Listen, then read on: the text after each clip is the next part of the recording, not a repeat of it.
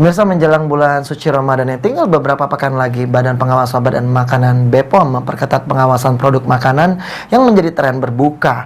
Apabila ditemukan produk yang tidak layak konsumsi, tindakan tegas akan kembali diberlakukan seperti di Ramadan tahun 2022 lalu, di mana kasus mie berformalin telah ditangani oleh kepolisian dan telah masuk di tahap kedua.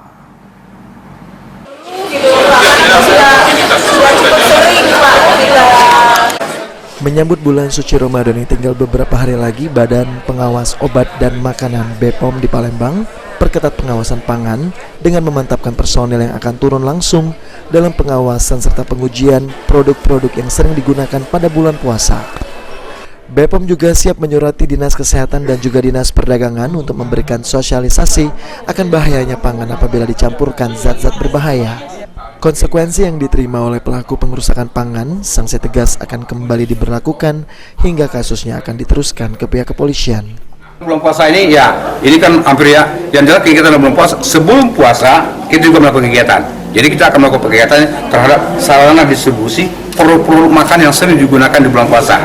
Ya, retail. Nanti silakan saja, nanti mungkin kita share juga di grup, ada kegiatan dengan apakah dengan buah dan sebagainya. Nah, di bulan puasa tetap kita lakukan pengawasan di tempat-tempat penjualan buka puasa. Dan kita berharap teman-teman yang setahun sebelumnya kita akan membuat surat ke Dinas Kesehatan, Dinas Perdagangan, supaya setiap tempat penjualan takjil itu diberikan sosialisasi. Bisa mengundang BPOM, bisa mengundang Dinas Kesehatan.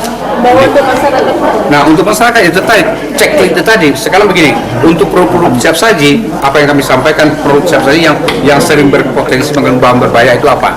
Dan ciri-ciri seperti pada rujak mie. Mie-nya coba dilihat dulu, kalau lurus mie-nya, kita dulu cari yang bengkok-bengkok saja itu ya. Itu seperti itu. Seberapa sering dari BPOM ke pasar?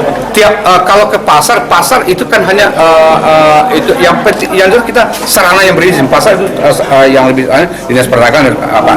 Kalau ke pasar kita ada program pasar aman dari bahan berbahaya.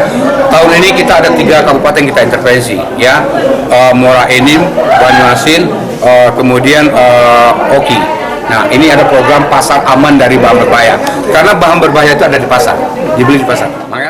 Di tahun 2022, penemuan mie berformalin kasusnya telah diteruskan ke pihak kepolisian dan telah masuk tahap kedua. Irawan, PAL TV.